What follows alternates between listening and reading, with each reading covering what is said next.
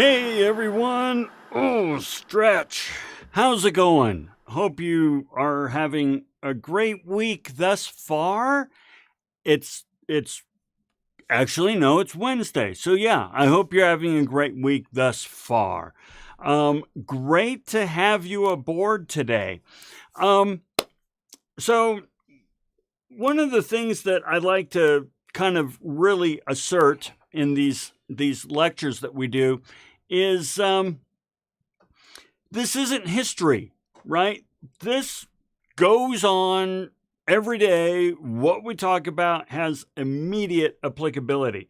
Well, it's going to be important that we understand that today because we are talking about how business kind of grew and evolved coming out of, medieval times and so forth, and religion's response to the growing power of business.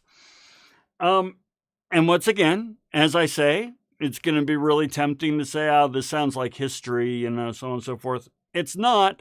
Bear with me, okay? So I'm going to bring this on up, and we'll go ahead and get started.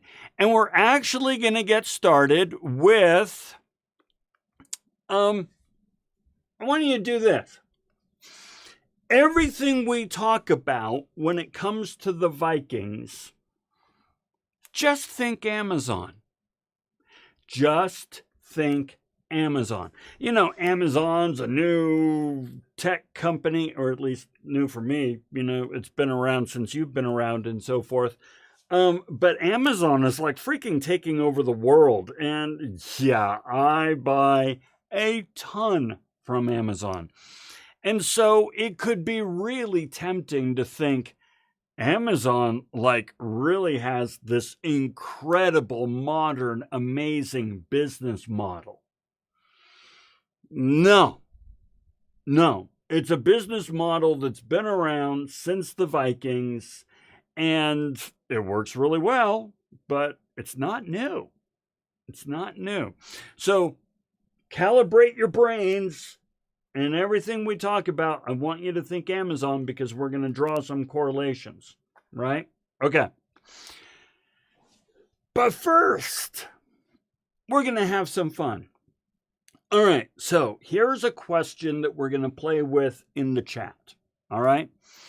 So you, and it just so happens someone else. So you and another person, but they're not your partner. They're doing this separately. You're trying to introduce makeup for dogs. And maybe you're at a craft fair or a pet fair. Okay, you're at a pet fair and you are trying to introduce this new idea of makeup for dogs. Okay, so here's the question. You and then another booth right over there. The booth is the other person's booth is just right over there. You're right next to each other practically. So here's the question. What can you do to get the word out about the product and grow your business? Okay, now I phrased that question very carefully. So I want you to really think about this. What can you do? You've got you and another booth right over there, trying to introduce dog makeup, whole new idea. What can you do to get the word out and grow your business? Okay, that's the question we're going to play with. And let's take a couple of minutes and see what we come up with.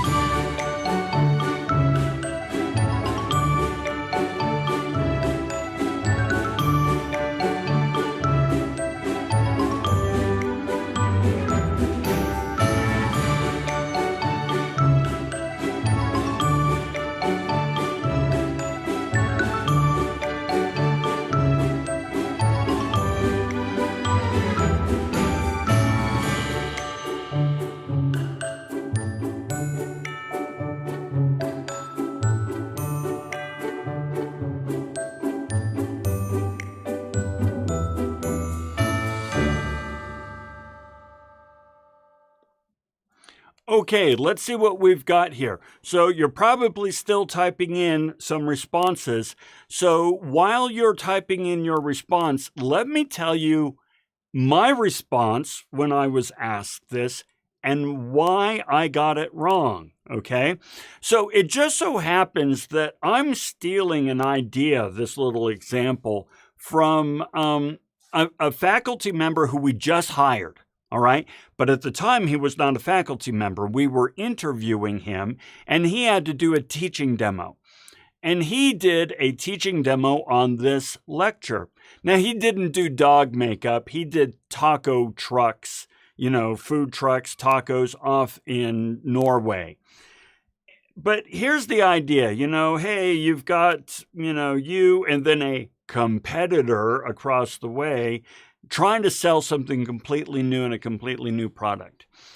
And I kind of went, well, you could, be more exclusive. You could get different flavors that are more, in keeping with local culture and so forth. And you can make it really easy to order and so on and so forth. In other words, my head was fixated on how can I be competitive?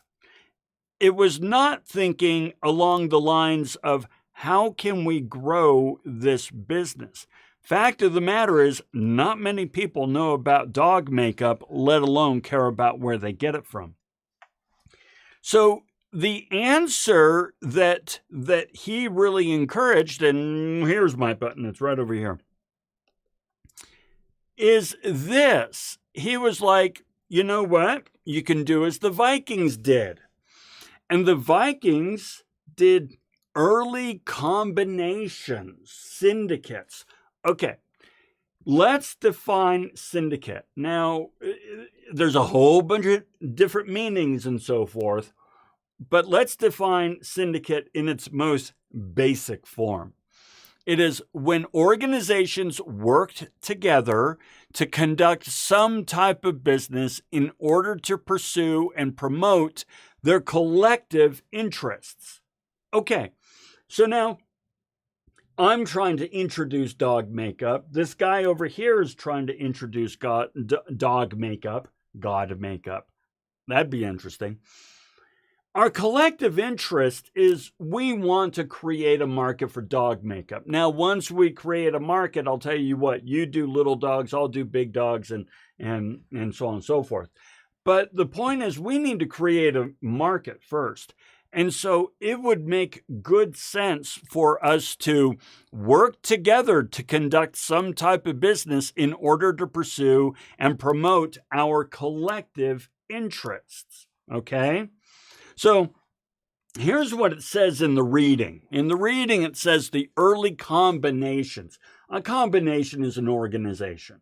Okay, a combination, a group of people, a combine, a commune, whatever. The early combinations were relatively small and transient, meaning temporary, small and temporary. They took the form of gentlemen's agreements, pools, working arrangements, division of territory, etc., rather than hard and fast syndicates. So let me show you what I mean. First of all, let's take, if you want to be a temporary Amazon driver, okay? By the way, Bridger said you and the other could both monopolize, give you more money and less competition, as well as spending more. Bridger, that's the idea that they follow, that these combines, these syndicates create. Very good, very good. So let's take for a moment driving for Amazon. Sure, there are professional Amazon drivers. You see them in the great big trucks and so forth. But during Christmas and so forth, you can drive for Amazon in your own car. It's almost like an Uber situation. You are a private contractor and you can drive for Uber and carry people. You can drive for Uber Eats and carry food, or you can drive for Amazon and carry Amazon packages. So as it says in the reading, in those early days, a combine would be formed for a season between two or more capitalist undertakers, for the most part employing their own capital only. This is exactly what we do during Christmas, say, with Amazon. An early combine would be formed for a season, say like the Christmas season, between two or more capitalist undertakers, Amazon and you, for the most part, employing their own capital. You're using your own car, okay? That's your capital, your own car. So embrace the idea that this still is a winning business model, okay? Syndication of an increasingly close texture and increasingly permanent effect appeared to be have rapidly grown in favor through the 9th and 10th centuries. The reasons for this movement coalition are plain: the volume of trade as well as the territorial expansion increased uninterrupted. All right, we're thinking Amazon again, right? So Amazon, they have their own drivers and so forth, but they need access to more and more markets, and they have more and more packages to deliver. So they contract with FedEx, and they contract with UPS, and they have their own drivers, and they even contract with the U.S. Postal Service. Now, I got a quick story to tell you there. So I have a nephew who works for the U.S. Postal Service. Now, little bit of background, right? A few years back, I don't know, maybe 5, 6, 7 years ago, the U.S. Postal Service said, hey, we're going to stop delivering on Saturdays. And we're just going to deliver Monday through Friday, save cost. Well, the Postal Service union and so forth, the employees union lost their minds, and there was this big rigmarole and so forth. And then I noticed a few months later, they were still delivering Saturday and they were delivering Sunday. And I thought, well, boy, somebody spanked the U.S. Postal Service. Well, not necessarily. Yes, they still deliver Saturdays, so the union won that. But I asked my nephew, I said, dude, so why are you delivering Sundays now? And he said, Sunday is just for Amazon. Amazon has contracted with the Postal Service to deliver packages on Sunday. So when you see U.S. Postal Service trucks going around on Sunday, that's not U.S. Postal Service for that moment anyway. That is Amazon. Pretty wild, right? So the Vikings are doing this as well, just as in Amazon does it. All right. Let's continue on. So here's the thing, though, with the Vikings, as they're going around their trade routes and so on and so forth, they form what the author Veblen called a quasi-voluntary coalition of forces known as a trust. Quasi-voluntary, that's an interesting way of putting it, because when the Vikings wanted to do business with you, you do business with the Vikings. Because they're big, strong, and powerful, right? Okay. So clearly that part is just history, right? Today it's no longer quasi-voluntary. You can either choose or not choose working with Amazon. Well, sorta. If you work for the U.S. Postal Service and you are delivering packages on Sunday, that's quasi-voluntary. For that moment, you kind of sort of work at the behest of someone else, right? And there's a lot of, economic and political pressure to, apply and to do business with these different companies and so forth. So, yeah, there's a great deal of power there. We're going to come back to this one. I just wanted to throw that one out. Okay. Now, the Vikings, let's take a moment. I should have done this before. Let's take a moment. I'll even come on over here and talk about what these folks are doing, okay? The Vikings are setting up these incredible trade routes through the ocean and all the rivers. So the rivers are functioning as major arteries into the continent, into Europe and so forth. And Vikings are super good at exploiting these rivers and these natural trade routes that, give them access to the inner continents and so forth. And so what they're doing is they're doing like what we saw with the Samaritans and the nomads. They are a distribution route, but they're also production. They will go around the countries and set up production centers, and they will set up distribution centers, and then they will distribute all these goods and trade all over Western Europe, okay? So it's again, as we say, and we're going to see another slide here, very similar to what Amazon is doing. But to do this requires money. And so we want to introduce this idea of what's called sunk cost, all right? So as the reading says, for a business venture to get off the ground, a relatively large initial investment must be sunk, and the period of turnover, which we're going to talk about, or the period of production, is necessary for some duration. The risk is also considerable. Okay, let's talk about sunk cost for a moment. I have in my studio here, all around me, probably an investment of about $20,000. Okay.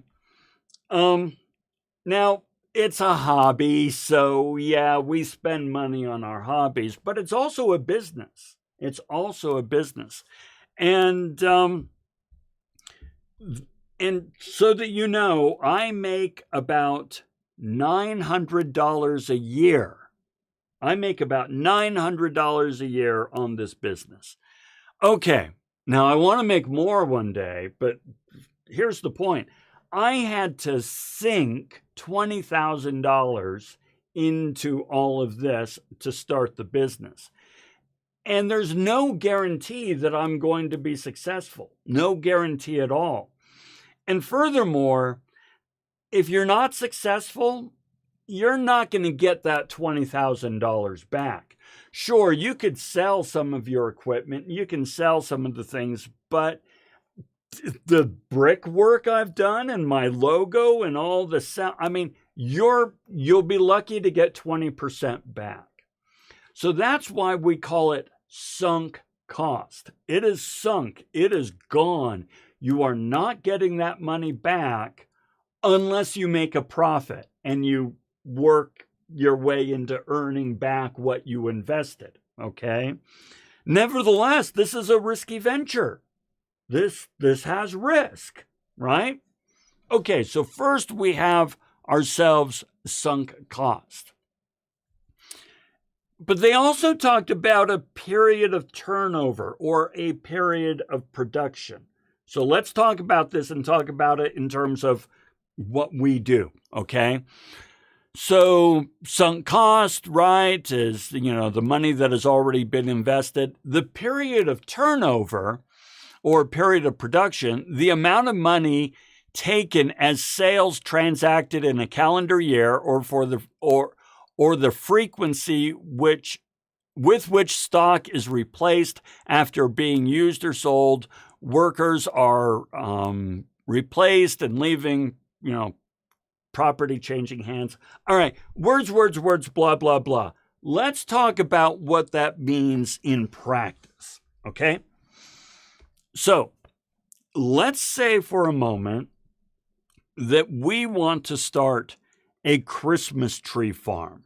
All right, we want to start a Christmas tree farm.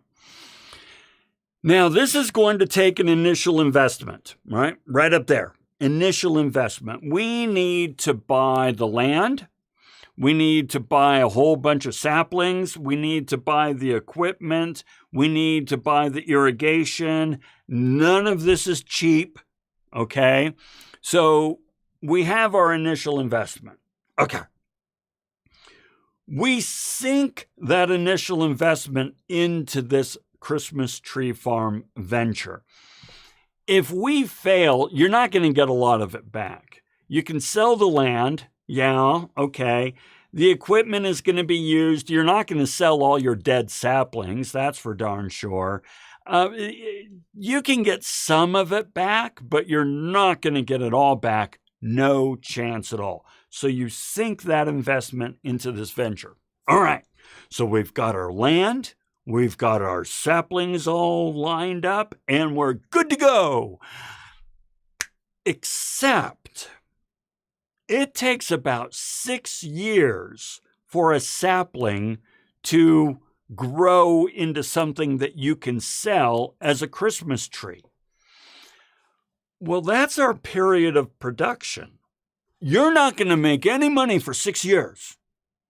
No money for 6 years. But you're going to spend money.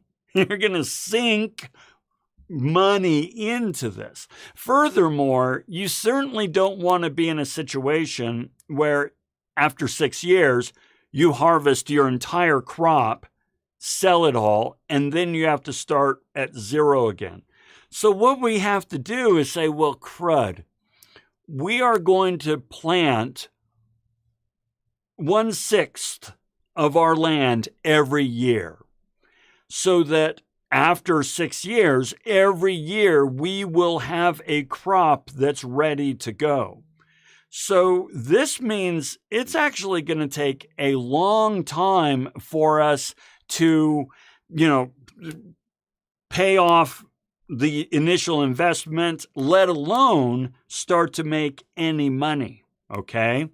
So the Vikings are doing this all over Europe. They're setting up all these, farms, and they're setting up production centers, and they're setting up distribution centers and so on. But none of this is going to make money in the short period. So they have to figure out how to make this work. These trusts or these syndicates are ways that they make this happen. Okay, let's keep going.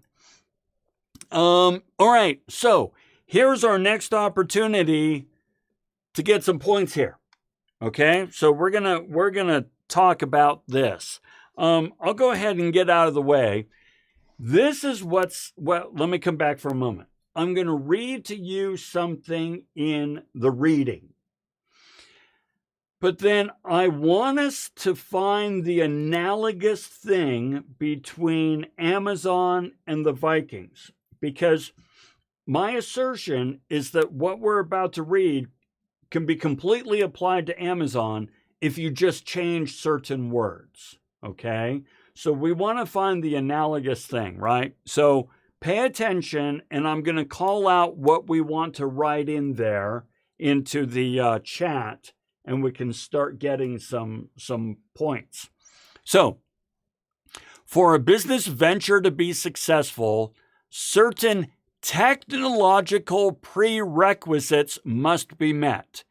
In the way particularly of shipbuilding. Okay, for Vikings, it's shipbuilding. What is that for Amazon? Navigation. All right, what's navigation for Amazon in terms of technological advancements? And the manufacture of weapons. All right, what does the manufacture of weapons mean for Amazon? What we're really talking about is security for your goods and peoples and property. An adequate accumulation of capital goods must be had. How does Amazon get an adequate accumulation of capital goods? Coupled with a sagacious spirit of adventure. what is the word that we use for a sagacious spirit of adventure today? It's a word you hear 1,000 times. It's a hot word. It's a hip word. We say it all the time. Everyone wants to be it. What's the word we use for a sagacious spirit of adventure? There must also be available supply of labor. That's easy. There's Vikings needed supply of labor. They did slaves, by the way, and they traded him. And Amazon has a supply of labor. Okay, let's start to see what we've got here. All right, Maximus says warehouses. Okay, so in relation to shipbuilding, I would say that warehouses, yes, but they had warehouses as well. But you need to have these, absolutely. So we're going to go ahead and add ourselves a light bulb. In terms of shipbuilding, they need airplanes. So check this out. Vikings are on ships. Amazon is in airplanes. Vikings go into seaports. Amazon goes into airports. And then in these seaports, the Vikings offload into distribution centers. In these airports, Amazon offloads into fulfillment centers. If you've ever wondered why they built a massive Amazon fulfillment center right next to the Salt Lake Airport at the inland port, this is what the Vikings did. They didn't invent anything here, folks. Okay? So Giuseppe, shipbuilding, online shipping, yes. Okay, now we're talking a distribution, distribution method, right? So ships can become cars or trucks, and all of this is done online. Capital goods, Jeff Bezos' wallet. Well, now, here's the thing, folks, with Jeff Bezos' wallet. Amazon is only recently making a profit. Amazon does, for first 15, 20 years of Amazon, they never made a profit. Where'd they get their money? Investors. That's where they get their capital today, investing. Investors, okay? But yeah, a lot of it goes into Bezos's wallet as a result. You better believe it. Amazon fleets, says Bridger, vans, semis, planes. Yes, okay? You guys are getting it. Now, when it came to navigation, the Vikings navigated by the stars. Amazon navigates by a different star. It's called a GPS satellite. Navigation expertise, right? Manufacture of weapons. Oh, by the way, expedited shipping. Let's go ahead and add that on. And we've got, where are they over here? Here we go. That's expedited shipping right there, Planet Express. When it comes to manufacture of weapons, all this really means is that there needs to be a system in place to protect your business, protect your goods and services, protect your supplies and your warehouses, and protect your people. Now, back in the day, there were no real governments in place who could protect or through laws, rules, and regulations and consequences and so forth, protecting your stuff was really kind of up to you. So today, governments, provide protection. Back then, well, you had to do it yourself. Now, even now, today, when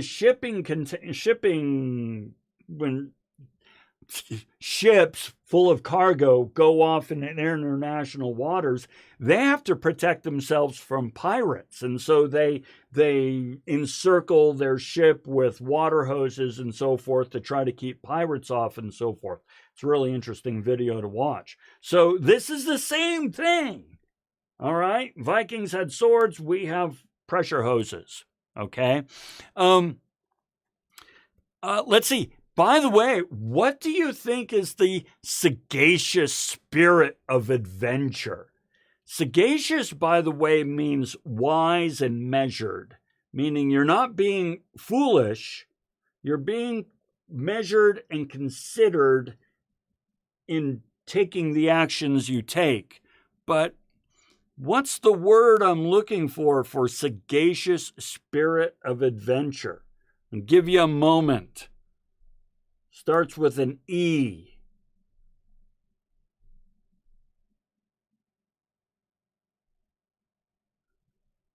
Any thoughts? This is saying they need the people who do this and are successful have to be entrepreneurial. An entrepreneur is somebody who demonstrates a sagacious spirit of adventure. Yes, Jake, there you go. I just said it too soon. So, Jake, yes, there's our light bulb. Yeah, an entrepreneur is somebody who can recognize gaps in the market and figure out how to fulfill that gap. And that's risky. It's really risky, but they're not foolish. They consider it, they research it, they prototype it, they get feedback. That's the sagacious side, but you got to have a spirit of adventure to go out on your own rather than work for the man. Okay? Okay, very good. All right. Now, so you got these combinations going on and these syndicates and trusts, and they're all cooperating together and so forth. But they notice that they are spending an awful lot of money on basically security, right? And competition. They're constantly warring and they're constantly fighting and so forth. And so along came this guy named Palnatoke. Okay, Palnatoke. And it's so funny to read this because it sounds like just gushing adoration of Palnatoke, right? And so on and so forth. So check this out. Now, this I guarantee you there's people who have written stuff like this about Elon Musk, although Musk is losing his luster. Check this out. As often happens when the irksomeness of the competitive solution was fast becoming intolerable, they were fighting and killing each other, there arose a man of far-seeing sagacity and settled principles, meaning he had vision and he had principles and virtue, right? Let's see. Of executive ability and businesslike integrity, who saw the needs of the hour and the available remedy. This is the entrepreneurial spirit, right? I have experience, I'm respected in the field, I see a gap, I see an opportunity. And who saw the same glance his own opportunity of gain. A man of mature experience, with a large investment in the traffic and with a body of goodwill that gave him perhaps the most decisive advantage. People knew this guy. He knew what he was doing. He was admirable. He was principled. He was rich. And everything he touched turned to gold. So he saw an opportunity and folks were like, we want in on this. Okay? So, what is it that he did?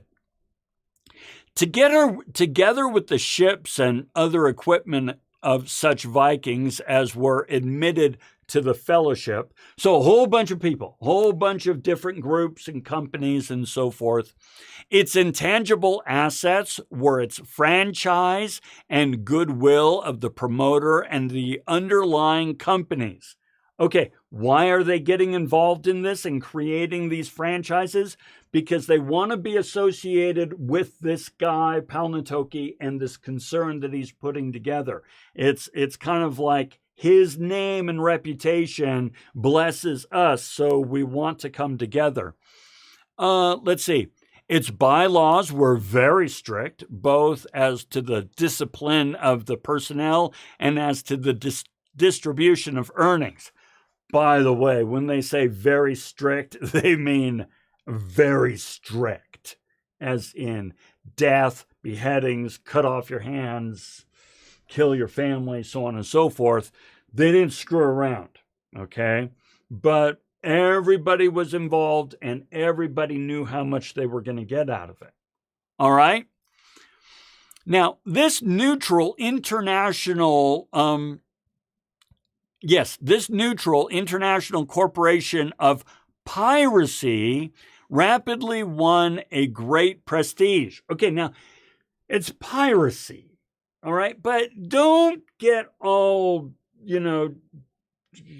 Jack Sparrow and Pirates of the Caribbean and all that sort of stuff. Piracy was actually something that was performed for pay and endorsed and encouraged and paid for it and sanctioned by various countries. So consider it like a navy or a distribution navy for hire. Okay, so, the English would hire pirates to take out the French would hire pirates to take out the English. Just think of it as a bunch of mercenaries who are, we're talking Blackwater here, all right, who are pirates and navies and distribution for hire, okay? So, its intangible assets grew rapidly larger. Intangible assets meaning they were feared, okay? They were feared. Backed by the competitive pressure which the new corporation was able to bring upon smaller companies and syndicates, smaller pirate organizations, this prestige brought a steady run of applications for admission to the trust. So other pirates and other companies and countries and so forth wanted to join. It's either, if you can't beat them, join them. And so it's acquiring other companies left and right. By the way, this is how tech companies grow, okay? Tech companies grow not by hiring and developing, but by acquiring.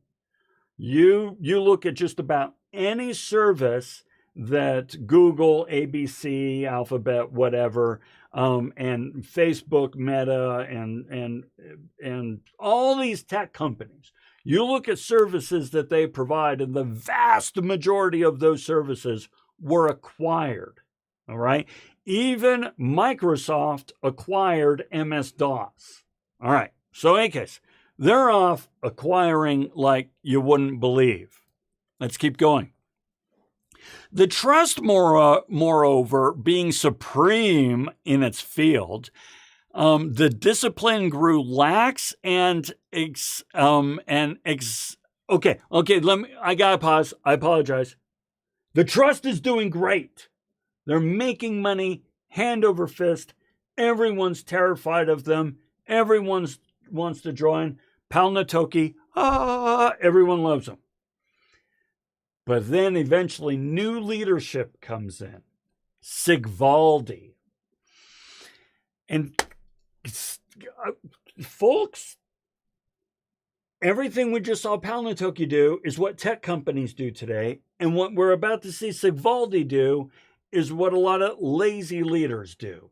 So let's see how this corporation fell. The trust, moreover, being supreme within its field, discipline grew lax and its exactions grew arbitrary, sometime going to unprovoked excesses. Okay. Who here, just chime in real quick, you'll get a light bulb. Did you ever have a BlackBerry? More to the point, did your parents have BlackBerries? Did your father or grandfather ever have a BlackBerry? And who, listening to this, is saying, oh, what's a BlackBerry, right? So, Shane, yeah, BlackBerry. Okay, Julie, you had a BlackBerry? That's cool. Okay. Yes, Bridger, your dad had a BlackBerry. Okay. Jake, your dad had one. Absolutely. Jackson, you did, and Shane did. That is cool. Begged your parents to get you a BlackBerry. Oh my gosh, right? But never happened. Oh, I love it. Okay. BlackBerry was the thing. I mean, they even called it Crackberry because everybody had a BlackBerry and they were addicted to them. And if you didn't have a BlackBerry, you were nobody, right? They're not even around. I think the company is called RMI or RIM. Actually, it's RIM.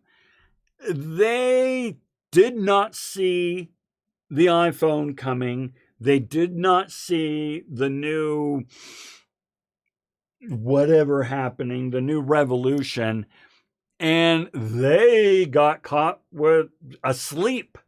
They were asleep. Many other companies, when they are so rich and so successful, they get lazy in how they spend money. You know me, I used to work for Intel. I love Intel. I adore Intel. But Intel has gone through many phases of where it was so successful, it stopped counting money. Okay. Meta, Facebook. Meta kind of went through this and is still trying to figure out what to do. They were spending so much money on the metaverse and nothing was coming of it. And so now they had to downsize and so forth. Netflix could not lose. But then again, Netflix won from Blockbuster. Blockbuster could not lose. In other words, this stuff happens all the time.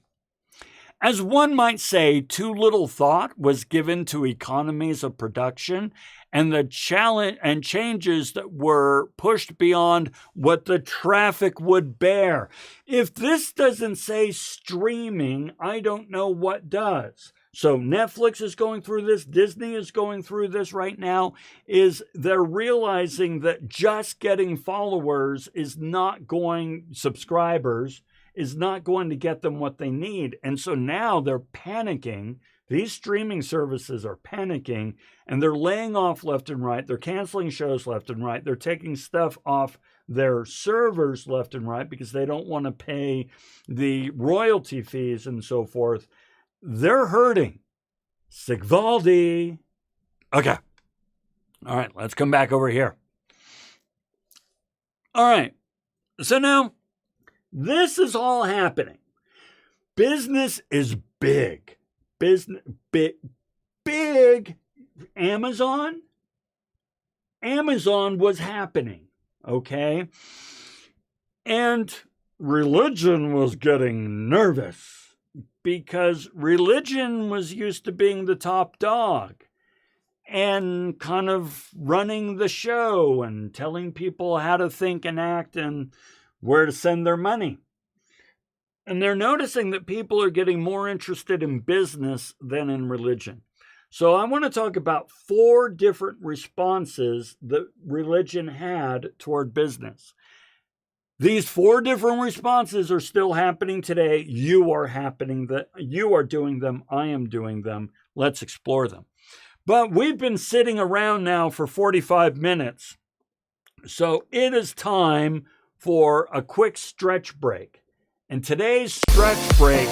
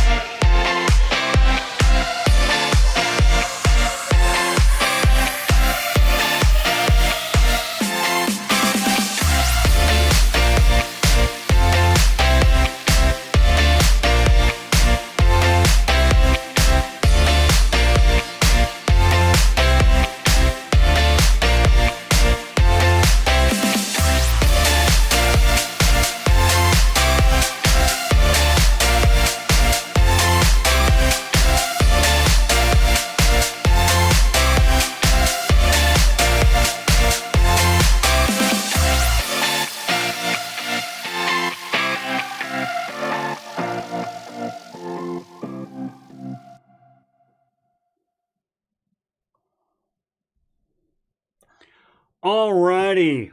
Great job. Yeah, all the jazzercising stuff, that's my wife and I had some of those videos. We had some of those videos. So, yeah. Okay, that felt good. So, how is religion responding to this ever increasing increase of power that business has? Let's talk about that.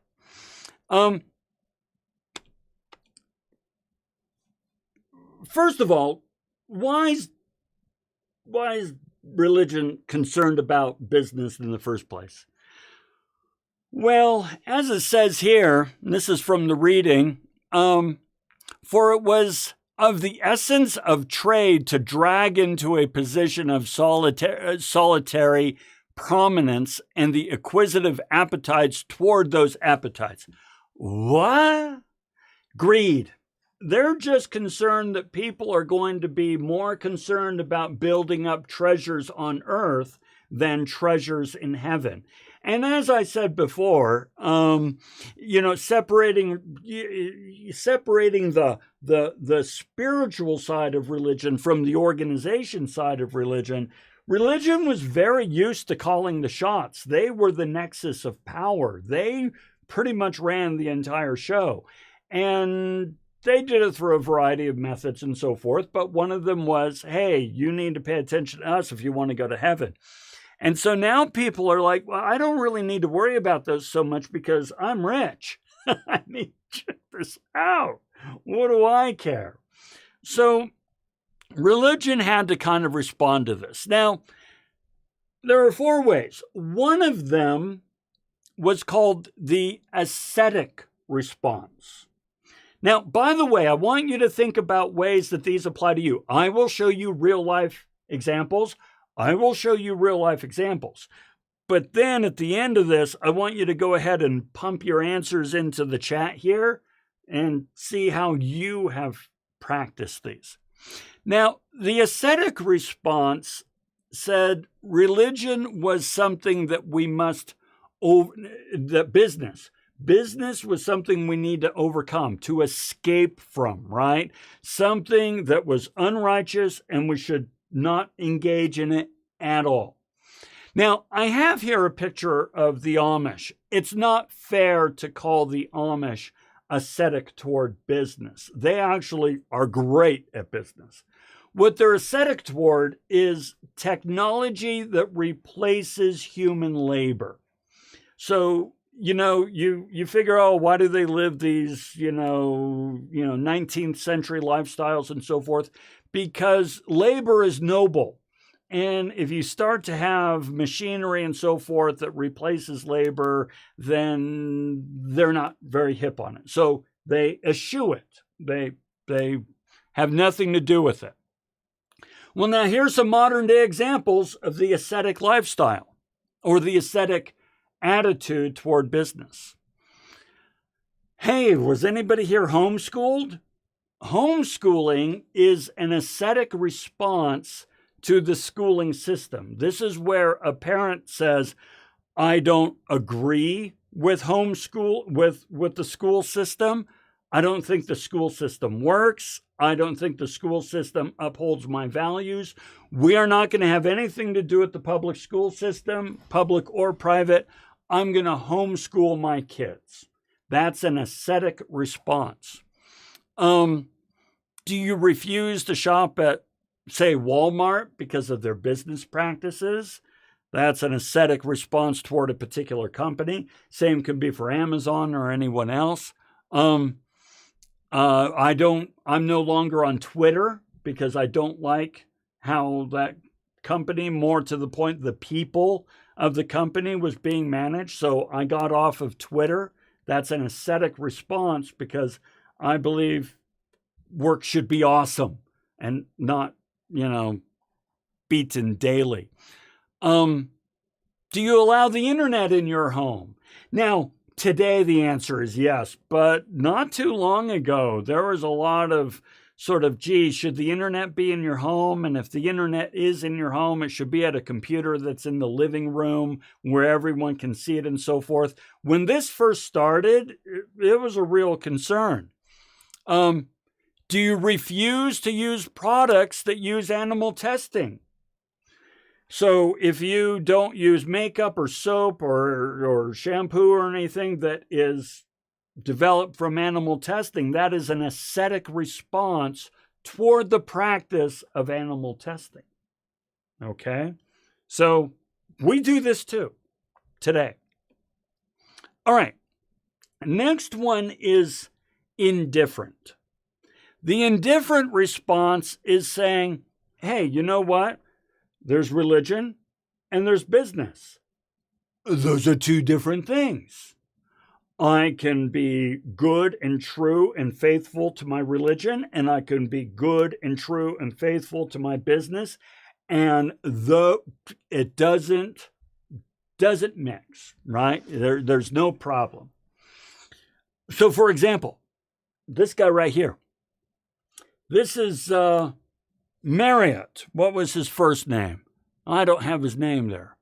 What was Marriott's first name? I forget his name. Marriott Sr. He founded the, Marriott hotels, Marriott resorts. Was it James Marriott? Maybe it was. I don't remember. But you get the. Where's my light bulb? There's the light bulb. But he founded all these hotels. Now he was LDS, Church of Jesus Christ of Latter-day Saints, often called the Mormons, right? So he was Mormon, we'll just say. And in fact, he had the idea of starting this Marriott chain of hotels while serving a mission for his church in Washington, D.C. Okay, so he starts this chain. He is a faithful member of his church to the day he dies. He's solid. He's a class act, full tithe payer, you name it. All right. Marriott Hotel. You know what you can get there? You can get a cup of coffee. Mormons, using the colloquial term, they don't drink coffee.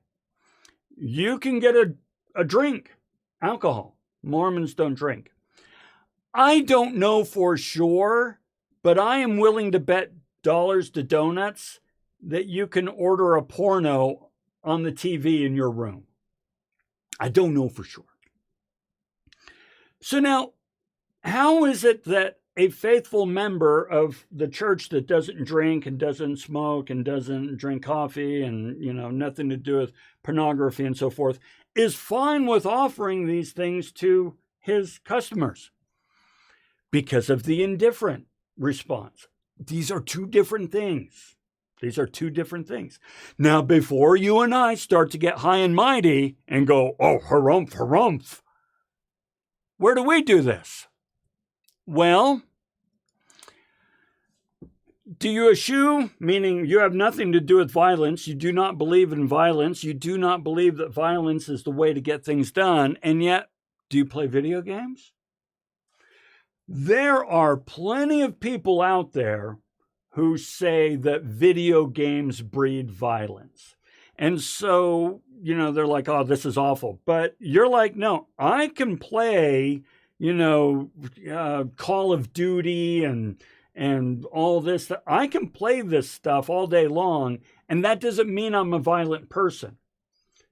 How you interact with real people is different than how you interact with fictional people. These are two separate things, right? So Stephen King, Grand Theft Auto is like, I was going to say Grand Theft Auto. However, I've never played it, so I don't think I can really speak to it, but it's pretty bad, right? And yet that doesn't mean that you're going to go off and kill prostitutes because you play Grand Theft Auto, all right? So, next one.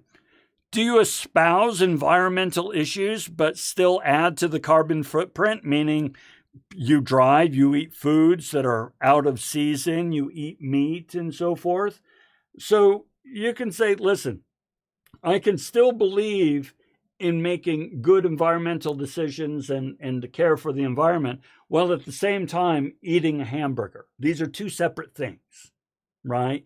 So this is a response that we have, or many of us have, toward the different things in life, right? So, all right, that's the indifferent response. Then there's renunciation. This is number 3. Renunciation is something that is to be fought and reformed as part of an ultimate religious revolution. But now let's just take out religious and just say ultimate revolution, right? Meaning, okay, listen, we know we need to have business. I get it. But that doesn't mean that it has to be business the way it's done before. We can take this business and turn it into something that will bring about the kingdom of God on earth, or bring about whatever it is. So, for example, this picture up here, this is talking about the United Order. This is once again an example from the Church of Jesus Christ of Latter-day Saints. Early in church history, they set up a system of business and economy called the United Order. I'm not trying to say this to be controversial. It just is. It was a form of communism. Everything was in common ownership. It was a united order of people and goods and services. And the church would distribute, you bring everything you own and produce to the church, and then the church would distribute it back out to the people according to their needs. Like communism, it was a failed system. It didn't work, all right? Nevertheless, it's an example of renunciation, meaning we know we have to do it, but we're going to do it our way to meet our purposes. All right, so where do we do this today? Well, do you drive an Uber? Do you take Uber rather than a taxi? Think about it this way. An ultimate revolution, in the case of what we said before, it was for a religious revolution. Well, in business, anything that's called a disruptive technology follows the renunciation model. Disruptive technology means, okay, we know we need this service, but we don't like the way it's being done right now. We are going to reinvent it in a way that meets our needs. Uber, Airbnb, these are disruptive. Do you live at home with your parents rather than buy a home or rent an apartment?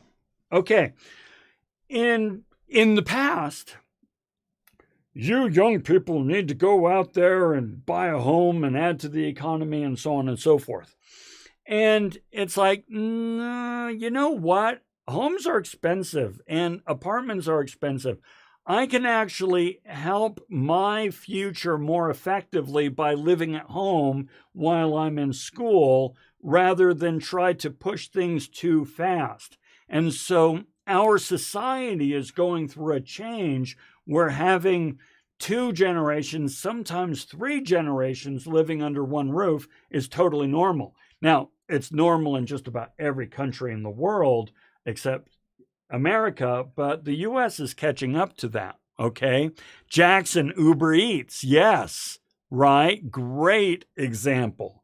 And there we go. Let's bring this back over to these guys. Okay. Do you do gig work for yourself, as part of your income? I maintain that anytime you start your own business or do gig work, you're following a level of renunciation.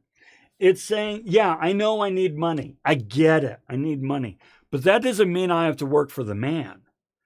I can find other ways of doing it, ways that support my vision for how I want to live my life and how I want to manage my time, so I'm going to start my own company.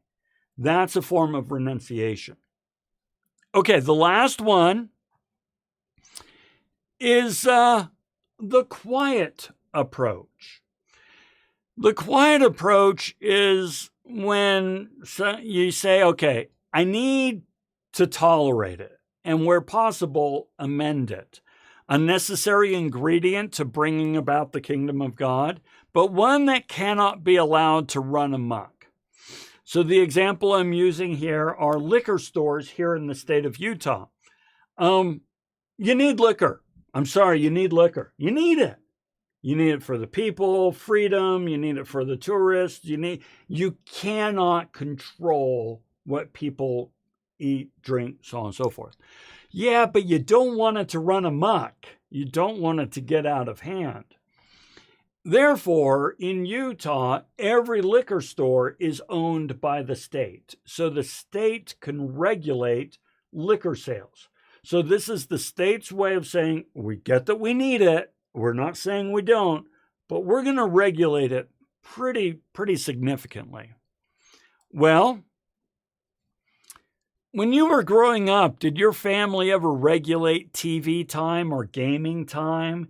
You're only allowed to spend X number of hours on the TV or on gaming or something like that, or you can't do it until you do your homework. That's the quiet approach. I recognize you need gaming in your life, but I'm going to regulate it. Do you drive a hybrid or an electric car? That's saying, hey, listen, I understand that I need a car, but I'm gonna regulate how much fuel I use. Or does your family, this one used to happen in my home.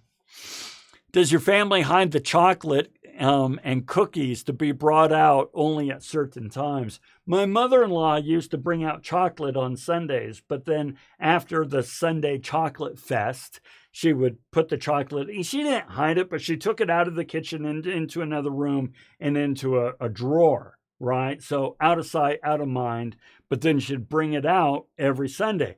That's her saying, we need chocolate, but you can't allow your appetite for chocolate to run amok. So, do you have any examples of these on regulation or not running amok, anything like that? Let me go ahead and give us a 2-minute timer. Give some examples on any of these, and then we'll wrap it up.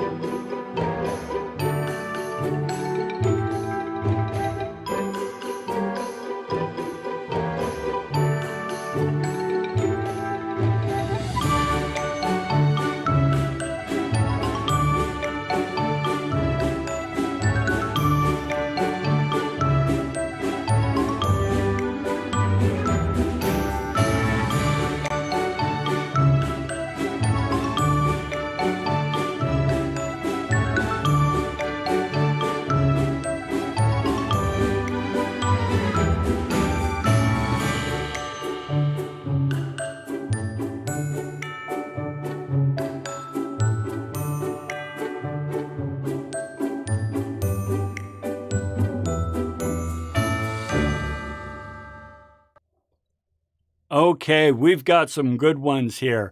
So let me make sure we're set up here. So Jackson, music. right?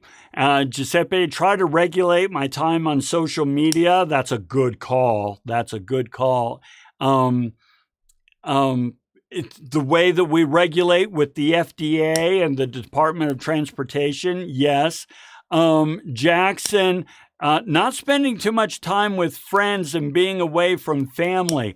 You know, your family probably appreciates that. I get it, you know, and that's a hard one. That's a hard one. Let's see. I regulate my kiddos' screen time. Yes, that's a new one.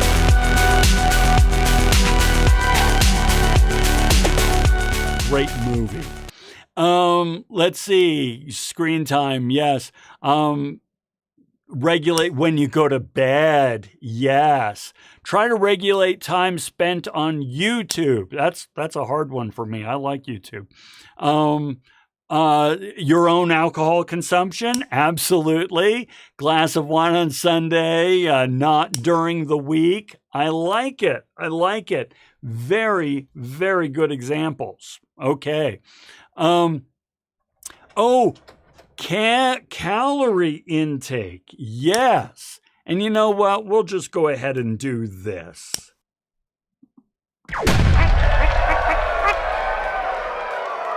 We got the full 15. We got the full 15.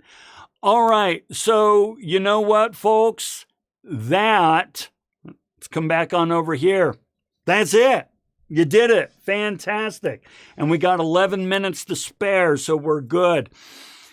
Thank you very much. It took a while to get folks engaged and so forth, so I'll make sure I get more engaging, interesting things toward the beginning to get folks fired up. But you definitely came in the clutch, and you win in the second half of the game, right? As usual, please send me an email letting me know you were here, and I will go ahead and take care of the points. I think I got everybody last time. Even those who didn't send an email, I remembered you. So most of the time I remember, but the email is helpful. As per usual, I will stick around for a few minutes, and if you have any questions or comments or feedback, I'd love to see that in the chat. If you want, we can set up a Zoom meeting and I can meet with you one-on-one if you prefer to do that. But otherwise, great job. Get on to the next assignment due tomorrow. And until we talk again, guys, have a fantastic day. Thank you, Julie. We'll see you soon. Let's come on over. Here we go. All right. We'll see you.